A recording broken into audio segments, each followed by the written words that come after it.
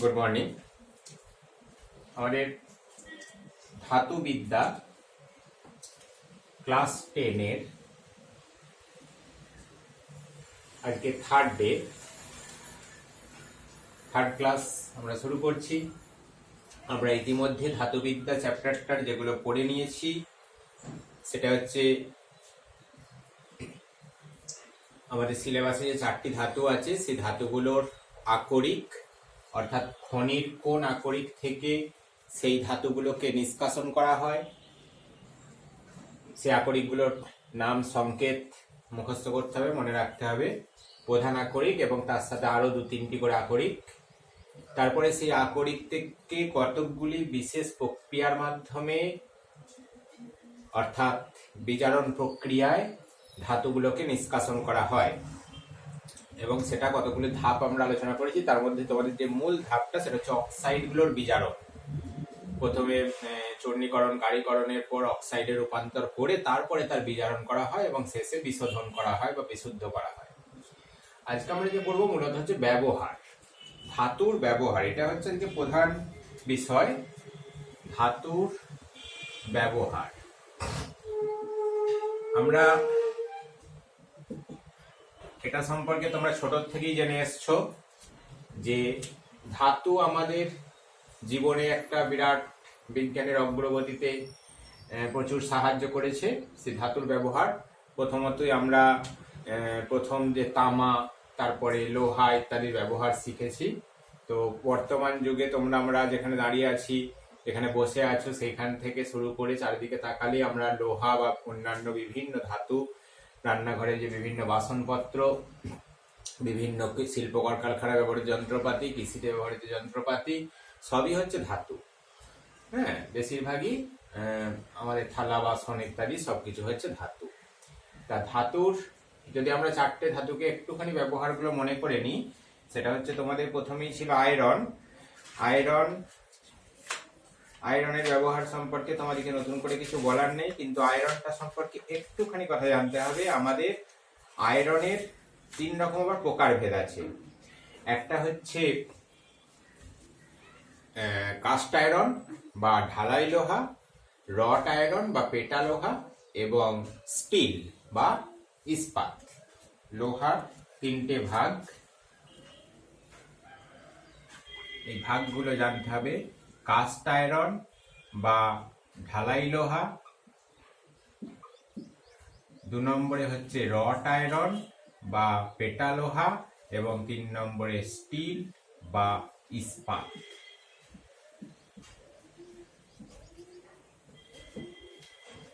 সবচেয়ে এই কাস্ট আয়রনে এটার কিভাবে ভাগ করা হয়েছে না, কার্বনের পার্সেন্টেজ অফ কার্বনের পরিমাণ অনুসারে 3 রকমের আয়রনে কার্বনের যে পার্সেন্টেজ সেই অনুপাতে সবচেয়ে কাস্ট আয়রনে আমার এটা লোহার কার্বনের পরিমাণটা বেশি থাকে, প্রায় তোমার থাকে 2 থেকে 2.5%। কাস্ট আয়রনে কার্বন থাকছে 2 থেকে 2.5%, 2 থেকে 2.5% কার্বন। রট আয়রনে সবচেয়ে কম থাকে 0.15 থেকে 0.15 এবং ইস্পাতে ঠিক এর মাঝামাঝি থাকে 0.15 থেকে 1.5%। ইস্পাত। তোমরা এই 3 রকম লোহার ব্যবহার সম্পর্কে জানো যে কাস্ট আয়রন কোথায় ব্যবহার করা হয় না, যেগুলো ঢালাই লোহা বলা হচ্ছে। যেমন তোমরা দেখবে ওই যে আমাদের বিভিন্ন লোহার সিঁড়ি, হ্যাঁ, তারপর আগেকার দিনের যে বিভিন্ন দেখবে রাজরাজরার ওই বাড়ির যে সামনের দিকে যে গ্রিল গুলো থাকে ঢালাই লোহার গ্রিল, এখনকার গ্রিল গুলো কিন্তু নয়। আচ্ছা, তারপরে হচ্ছে তোমার ম্যান হোলের ঢাকনা, রাস্তায় যেতে যেতে সেই ড্রেনের ওপরে ম্যান হোল করা থাকে, যেখান দিয়ে ড্রেন পরিষ্কার করা আছে, তার যে ঢাকনাগুলো, এগুলো হচ্ছে কাস্ট আয়রনের তৈরি।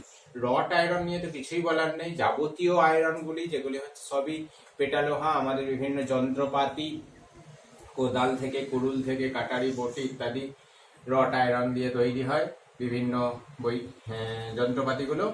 আর স্টিল বা ইস্পাত সম্পর্কে একটু কথা বলার আছে। স্টিল কথাটা কিন্তু আমরা শুনেছি, কিন্তু তোমরা যে স্টিলটা ভাবছো বাড়িতে আমরা স্টিলের বাসনপত্র বলি, সেই স্টিলটা কিন্তু ইস্পাত নয়। সেই স্টিলটার প্রকৃত নাম হচ্ছে স্টেনলেস স্টিল, যেটা হচ্ছে এক ধরনের ধাতু সংকর। সেটা আমরা একটু পরেই আসছি। স্টেনলেস স্টিল এটা নয়। আমরা যে বাড়িতে থালা বাটি গ্লাস এখন সবচেয়ে বেশি টিফিন বাক্স ব্যবহার করি, সেটা কিন্তু স্টেনলেস স্টিল। স্টিল বা ইস্পাতের তৈরি জিনিস কোনগুলো, এগুলো খুব ভালো মানের। এটা হ্যাঁ, যদিও কার্বনের পরিমাণ ঠিক মাঝামাঝি থাকছে, কিন্তু স্টিল বা ইস্পাতটি ঠিক এমন একটি কার্বন পরিমাণ অনুসারে তৈরি। এটা সবচেয়ে তোমার মরিচা, যে লোহার যে প্রধান রোগ, সেই মরিচা পড়ার হারটা সবচেয়ে কম হয় স্টিল বা ইস্পাতের ক্ষেত্রে। যেমন হচ্ছে তোমার যে গাড়ির নিচের দিকে যে স্প্রিং পাত দেওয়া থাকে স্প্রিং তৈরিতে, বড় বড় আমাদের যে এখন বিভিন্ন হাইড্রোলিকের স্প্রিং, এই সমস্ত জিনিসগুলো তৈরি হয় তোমার এই ইস্পাত দিয়ে। ঠিক আছে, এটা হচ্ছে তোমার লোহার ব্যবহার সম্পর্কে আমরা জানলাম। এছাড়া তামার ব্যবহার, তামার তো প্রধান ব্যবহার আমরা জানি, সেটা হচ্ছে বৈদ্যুতিকের তার। তামার ব্যবহার প্রত্যেকটা ধাতু তোমরা এরকম ছক করে নেবে। লোহা, তামা, লোহার কাস্ট আয়রনের, রড আয়রনের, স্টিল আয়রনের প্রত্যেকটা ব্যবহারগুলো একটু করে ছক করে নিয়ে করতে পারলে খুব ভালো হবে। প্রত্যেকটা ধাতুর তামার ব্যবহার 2-3টি করে ব্যবহার করবে। বিভিন্ন তামা দিয়ে আবার এইগুলোর আবার অ্যাকচুয়ালি ব্যবহার হচ্ছে আবার ধাতু সংকর তৈরিতে। এই যে স্টেনলেস স্টিল, সেখানে কিন্তু লোহা আছে। তামা দিয়ে আমরা বিভিন্ন, যেমন তোমার ব্রোঞ্জ, আচ্ছা, তারপর হচ্ছে কাঁসা বা কাঁসা, পিতল, এই সমস্ত জিনিসগুলো তামা থেকে তৈরি হয়। এই সমস্ত ধাতু সংকরগুলো, সে ধাতু সংকর জিনিসটা কি বলছি, তামার ব্যবহার ইত্যাদি। এছাড়া তামার ব্যবহার বিভিন্ন মূর্তি তৈরি করতে, বাসনপত্র, তামার বাসন, ঠাকুরের যে আমরা দেখবে বিভিন্ন বাসন ব্যবহার করি লাল রঙের, সেগুলো হচ্ছে তামার। আচ্ছা, দস্তার ব্যবহার, দস্তার মূলত ব্যবহার হচ্ছে তোমার ওই যে ব্যাটারির যে তড়িৎদ্বার ভিতরে দেখবে একটা লম্বা সরু যে কোনো ব্যাটারিকে ভাঙলে আমরা দেখতে পাই সরু রঙের লম্বা রঙের কালো পাড়া যে দণ্ডটা, সেটা হচ্ছে তামার। অনেক ক্ষেত্রে গ্রাফাইট হয়। আচ্ছা, এরপর হচ্ছে অ্যালুমিনিয়াম। অ্যালুমিনিয়াম নিয়ে তো কিছু বলারই নেই। অ্যালুমিনিয়ামের প্রধান ব্যবহার আমাদের ছিল, এখনো রয়েছে, যেটা হচ্ছে হাঁড়ি কড়াই মানে ইউটেন্সিলস অথবা বাসনপত্র। এছাড়া রাস্তায় যে বৈদ্যুতিক ইলেকট্রিক তারগুলো গেছে, সেগুলো অ্যালুমিনিয়ামের তৈরি। এই সমস্ত জিনিসগুলো হচ্ছে আমার বিভিন্ন ধাতুর ব্যবহার। এখন ধাতুকে আমি একটু আগেই বললাম যে ধাতুর প্রধান ব্যবহার কিন্তু ধাতু, আগেকার দিনে এই যে ধাতুকে আমরা ডাইরেক্ট ব্যবহার করেছি, কিন্তু পরবর্তীকালে বিজ্ঞানের উন্নতি হয়েছে এবং দেখা গেছে যে এই যেমন লোহার আমরা ব্যবহার করি, লোহা কিন্তু একটা বিশেষ রোগ হচ্ছে লোহায় মরিচা পড়ে, সমস্যা একটা, রাস্ট পড়ে যায়, তো সেটাকে আমাদের রং করতে হয় বা বিভিন্ন অন্যান্য ধাতুর প্রলেপ দিয়ে রাখতে হয়। কিন্তু আমি যখন দেখছি আমরা লোহাকে স্টেনলেস স্টিল, একটি খুব ভালো মানের, এটা কিন্তু ব্যবহার করা হয় স্টেনলেস স্টিল, যেটা কিভাবে তৈরি হচ্ছে না, লোহার সাথে ক্রোমিয়াম মিশিয়ে দেওয়া হচ্ছে, সামান্য কার্বন মেশানো হয়। লোহা, ক্রোমিয়াম এবং কার্বন একটা নির্দিষ্ট পার্সেন্টেজ অনুপাতে, বইয়েতে দেখবে ছক করে করে রয়েছে এগুলো। ধাতু সংকর, এইটাই হচ্ছে ধাতু সংকর, যে যখন একাধিক ধাতু, এই যে লোহা, ক্রোমিয়াম এবং কার্বন একটা নির্দিষ্ট অনুপাতে, কার্বনটা বাদে দিচ্ছি, লোহা এবং ক্রোমিয়াম মূলত নির্দিষ্ট অনুপাতে মেশানো হচ্ছে, এবং সেই নতুন যে মিশ্র ধাতুটা পাওয়া যাচ্ছে, সেটার ধর্মটা দেখা যাচ্ছে যে অন্যান্য যে ধাতুর যেমন প্রধান সমস্যাগুলো থাকছিল, সেই সমস্যাগুলো থেকে আমরা বেরিয়ে আসতে পারছি। এটাই হচ্ছে স্টেনলেস, এটাই হচ্ছে আমার ধাতু সংকর বা অ্যালয় বলা হচ্ছে। এটা কিন্তু নির্দিষ্ট অনুপাতে মেশাতে হবে, এবং এটা একটা মিশ্র ধাতু, কোনো এখানে বিক্রিয়া হবে না, এটা এক ধরনের বন্ধন গঠিত হয়, সেটা হচ্ছে তোমার এটা ধাতু সংকর। এবার পারদ সংকরে আসছি। আচ্ছা, ধাতু সংকরের কতগুলো উদাহরণ হিসাবে তোমরা এগুলো করবে, যেমন মূলত হচ্ছে তামা দস্তা দিয়ে তৈরি হচ্ছে আমাদের কাঁসা বা বেল মেটাল। তাহলে স্টেনলেস স্টিল বলে রাখলাম, কাঁসা বা বেল মেটাল, বেল মানে ঘন্টা, আমরা জানি বাড়িতে যে এই স্কুলে যে তোমরা ঘন্টা বাজে, সেই কাঁসার তৈরি। এছাড়া পিতল বা ব্রাস, ব্রোঞ্জের উপাদানগুলো করবে, এবং এদের ব্যবহার কোনটা দিয়ে কি জিনিস তৈরি হচ্ছে। আচ্ছা, জার্মান সিলভার। জার্মান সিলভার বলতে এক ধরনের ওই সিলভার নাম দেওয়া হচ্ছে, মানে রূপোর মতো দেখতে বলে, কিন্তু এতে কোনো রূপো নেই, এতে কোনো সিলভার নেই। তামা 10টা নিকেল, তোমরা অঙ্ক বইতে অঙ্ক করেছো একটা, তামা 10টা নিকেলে সে নির্দিষ্ট পার্সেন্টেজে থাকছে, সেটা হচ্ছে জার্মান সিলভার। ওই যে বাড়িতে বিভিন্ন কড়াইগুলো দেখবে, ঢালাই কড়াই এখন বেরিয়েছে সাদা রঙের যে কড়াইগুলো, সেগুলো হচ্ছে অ্যালুমিনিয়ামের তৈরি না, ওগুলো জার্মান সিলভারের তৈরি। আচ্ছা, ইলেকট্রন বলে একটা আছে। এছাড়া ডুরালুমিন এবং ম্যাগনেলিয়াম। আমাদের কিন্তু পরীক্ষায় কোশ্চেন গুলো যেভাবে আসবে যে তামার 2টি ধাতু সংকরের নাম বলো এবং তার মধ্যে উপাদানগুলি লেখো এবং ইহাদের ব্যবহার লেখো। অ্যালুমিনিয়ামের একটি ধাতু সংকর, তাহলে অ্যালুমিনিয়ামের একটি ভালো ধাতু সংকর হচ্ছে ডুরালুমিন, যেখানে অ্যালুমিনিয়াম থাকছে 95%, কপার, ম্যাগনেসিয়াম, ম্যাঙ্গানিজ ইত্যাদি থাকছে। আর ম্যাগনেলিয়াম, এটা হচ্ছে ম্যাগনেসিয়াম এবং অ্যালুমিনিয়াম এই দুটোই থাকছে কেবলমাত্র, তার মধ্যে অ্যালুমিনিয়াম থাকছে 98% আর ম্যাগনেসিয়াম হচ্ছে 2%। অ্যালুমিনিয়ামের আকরিক বললে আমরা এই দুটোকে মনে রাখবো। জিঙ্কের আকরিক, দস্তার আকরিক বললে আমরা পিতলটাও বলতে পারি, ওখানে তামা দস্তা। এছাড়া জার্মান সিলভার বললাম, কাঁসাতেও থাকছে তামা দস্তা। ব্রোঞ্জে কিন্তু ব্রোঞ্জে দস্তা খুব কম পরিমাণে থাকে, ওটা ঠিকঠাক হবে না। আচ্ছা, আয়রনের আকরিক আমরা মূলত স্টেনলেস স্টিল, ইনভার, এগুলো মনে রাখতে পারো। ঠিক আছে, এবারে পারদ সংকর জিনিসটা কি? নেক্সট আছে পারদ সংকর। পারদ সংকর হচ্ছে যখনই ধাতু সংকরের একটা উপাদান যখন পারদ হয়ে যায়, মানে এটাও এক ধরনের সংকর ধাতু, কিন্তু সংকর ধাতু বলতে যেমন করে এজির সঙ্গে আর কে মিশছে না, পারদ, এজি এবং এইচজি, তখন এটাকে হাইফেন দিয়ে লেখা হয় এবং এটাকে বলা হয় সিলভার অ্যামালগাম। বিভিন্ন কোন ধাতুর যখন পারদের সঙ্গে মিশে সংকর ধাতু তৈরি করে তাকে বলা হচ্ছে অ্যামালগাম। যেমন সিলভার অ্যামালগাম এবং সোনার amalgam, AuHG, zinc amalgam, ZnHG, sodium amalgam, sodium পারদ, এই সমস্ত অ্যামালগামগুলো এবং এদের ব্যবহারগুলো, তাহলে এরা কি কাজে লাগে। এই অ্যামালগামগুলো যেমন রূপার অ্যামালগাম হচ্ছে তোমার, বা সোনার অ্যামালগাম, এগুলো তোমার ব্যবহার করা হয় আমাদের দন্ত চিকিৎসায়, ওই যে দাঁত বাঁধানো বা ফিলিং এর কাজে, দাঁত ফিলিং, যে ভেতরে যে গর্ত হয়ে গেলে এগুলো ব্যবহার করা হয়। আয়না প্রস্তুত করতে ব্যবহার করা হয় টিনের অ্যামালগাম, SnHG, এটা ওই আয়নার পিছনে প্রলেপ দিতে। সোডিয়াম অ্যামালগাম হচ্ছে বিজারক রূপে, ভালো বিজারক রূপে মনে রাখবে। জিঙ্ক অ্যামালগাম, জিঙ্ক অ্যামালগাম এটা হচ্ছে বললাম যে তড়িৎদ্বার, অ্যাকচুয়ালি জিঙ্কের সঙ্গে ওখানে আবার অ্যামালগাম পারদ মেশানো থাকে, পারদের প্রলেপ দেওয়া থাকে, তড়িৎদ্বার, ব্যাটারির তড়িৎদ্বার প্রস্তুতিতে। তাহলে এগুলো হচ্ছে দন্ত চিকিৎসায় সোনারূপা। আচ্ছা, টিন অ্যামালগাম বললাম ওই আয়নার পিছনে প্রলেপ দিতে। সোডিয়াম অ্যামালগাম বললাম ভালো বিজারক দ্রব্য রূপে। জিঙ্ক অ্যামালগাম হচ্ছে তড়িৎদ্বার রূপে হিসেবে এগুলো ব্যবহার করা হয়। এটাই মূলত ছিল। এরপরে আমাদের যে একটা জিনিস বাকি রয়েছে সেটা হচ্ছে ধাতুর ক্ষয়, করোশন অফ মেটাল। এটা আমরা করোশন বলতে কি বুঝি না, যখন একটা ধাতু যখন ক্ষয়ে যাবে সেটাকে বলছে ধাতুর ক্ষয়। কিন্তু ক্ষয়বে কি করে? ধাতুকে যদি আমি ব্যবহার না করি তাতেও কিন্তু ক্ষয়, এমনিতে আমরা ব্যবহার করতে করতে ক্ষয়, সেই ক্ষয়টা কিন্তু অন্যরকম জিনিসটা। এখানে ক্ষয় বলতে যেটা বোঝানো হচ্ছে, মনে করো আমি লোহাকে রেখে দিলাম, তা লোহাকে রেখে দেওয়ার পরেই লোহার মধ্যে কিন্তু ওর গায়ে রাস্ট বা মরিচা পড়ে যাবে। তারপরে যখন মরচেটা খসবে তখন কিন্তু আর ওই মরচেটার মধ্যে কোনো ধাতু, লোহার যে অ্যাক্টিভিটি সেটা কিন্তু থাকবে না, সক্রিয়তা, লোহার সক্রিয়তাটা থাকবে না, তখন ওটা ঝরে পড়ে যাবে। এটা এইভাবে যে ক্ষয়টা হচ্ছে সেইটাকে আমরা এখানে আলোচনা করব, যে ধাতুর ক্ষয়।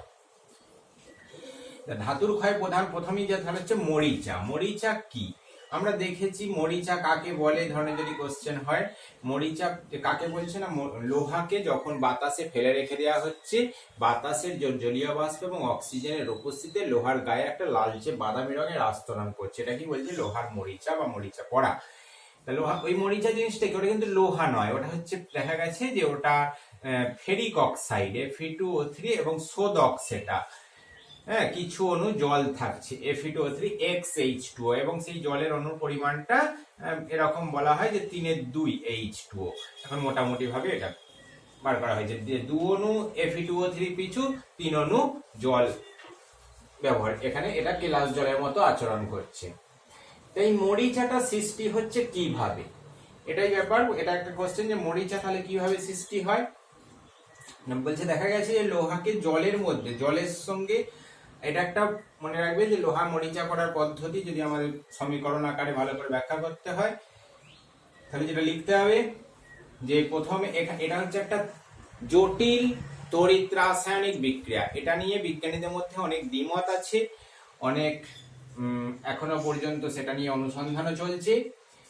এটা হচ্ছে একটি জটিল তড়িৎ রাসায়নিক বিক্রিয়া। এখন মোটামুটি ভাবে আমরা এই মতবাদটাকে মেনে নিয়েছি। এখানে কি ঘটে না, এখানে যে জিনিসটা প্রথমে এফি পরমাণু, এফি সে দুটি করে ইলেকট্রন ত্যাগ করে Fe2+ হিসাবে পরিণত হয় এবং এটা হচ্ছে অ্যানোডে, মানে এফি লোহাটা অ্যানোড হিসাবে কাজ করে।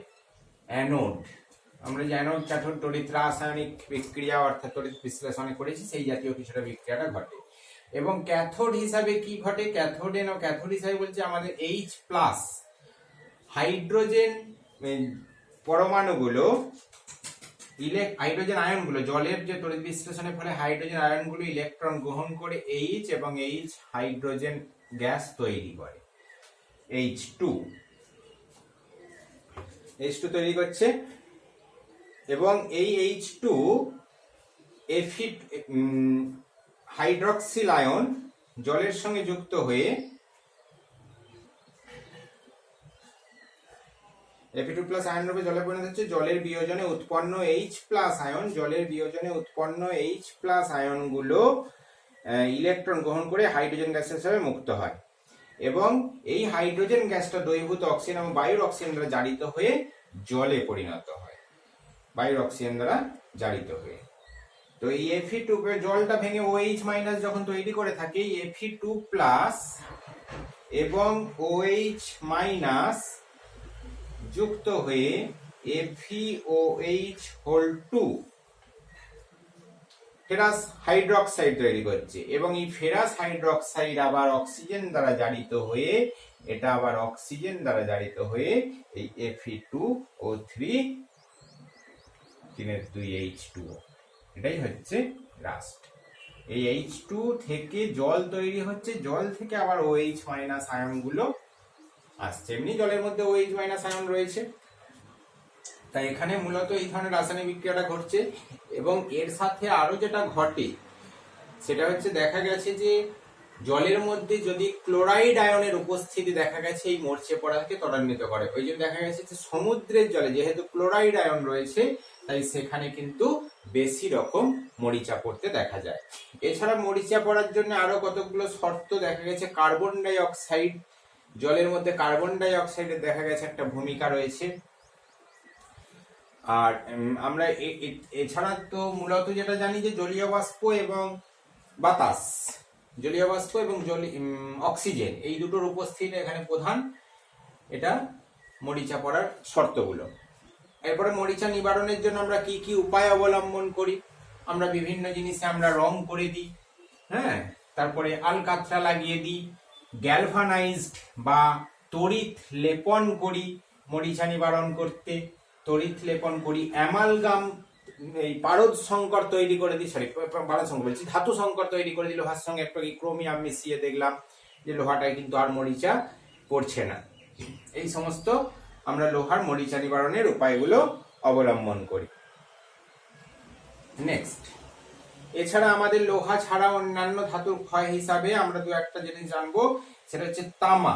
তামার ক্ষেত্রে যে ক্ষয়টা হয় সেটা দেখবে তোমরা যে তামার বাসনকে, যেমন ঠাকুরের বাসন কম ব্যবহার হয়, তো যখন রেখে দেওয়া হয় সেখানে কিন্তু তামার উপরে একটা সবুজ রঙের ছোপ পড়ে যায় তামার উপরে। সেটা কিসের ছোপ পড়ে না, তামার বাসনে তামার উপরে যে সবুজ রঙের ছোপ পড়ে সেই তামার বাসন দেখা গেছে বাতাসের জলীয় বাষ্প এবং কার্বন ডাই অক্সাইড ও অক্সিজেনের সাথে বিক্রিয়া করে CuCO3, CuOH2, এটা একটা বেসিক লবণ বা ক্ষারকীয় লবণ, সবুজ বর্ণের ক্ষারকীয় লবণ উৎপন্ন করে। ঠিক আছে, তা এই যে এটা হচ্ছে একটা তামার ক্ষয়, এর ফলে ওটা কিন্তু ক্ষয় হয়। তো তোমরা দেখবে এই ধরনের সবুজ রঙের যে ছোপ পড়ে যাওয়া তামার বাসনগুলো, সেটা যে ক্ষারকীয় ক্ষার, সেটা যে ক্ষারীয় লবণ, এটা তোমরা নিজেরাই আগে থেকে প্রমাণ পাবে যে মায়েরা দেখবে বাড়িতে এইগুলো পরিষ্কার করতে তোমাদের বিভিন্ন তেঁতুল বা টক জাতীয়, এবং দোকানদারেরা অ্যাসিড একটা ব্যবহার করে, অ্যাসিডের সঙ্গে ক্ষার বিক্রিয়া করে একটা লবণ তৈরি হয়ে যাবে, এটা যেহেতু ক্ষারকীয় ধর্ম আছে। এছাড়া অ্যালুমিনিয়াম থেকে একটি কোশ্চেন থাকে যে অ্যালুমিনিয়াম পাতে মোড়া চাটনি খাওয়া উচিত নয় কেন? অ্যালুমিনিয়াম পাতে মোড়া না, সেটার উত্তরটা এটা দেখবে বইতে রয়েছে যে চাটনির মধ্যে যে অ্যাসিড থাকছে সেটা অ্যালুমিনিয়ামের সঙ্গে বিক্রিয়া করে এবং সেটা বিষক্রিয়া ঘটায়, আমাদের শরীরে এটা ক্ষতি সাধন করতে পারে। মরিচা থেকে অনেকগুলো কোশ্চেন আসবে। মরিচা কিভাবে উৎপন্ন হয়, তার আগে মরিচা কাকে বলে বা মরিচা কি এবং এর রাসায়নিক নাম ও সংকেতটা কি, মরিচা সৃষ্টি হয় কিভাবে, ওটা তোমরা ওই তড়িৎ রাসায়নিক, জটিল তড়িৎ রাসায়নিক বিক্রিয়া ক্যাথোড অ্যানোড করে ভালো করে ব্যাখ্যা করতে হবে। নেক্সট হচ্ছে মরিচা নিবারণের উপায়গুলি কি কি, এগুলো কোশ্চেন হিসাবে থাকবে। আর জিঙ্কের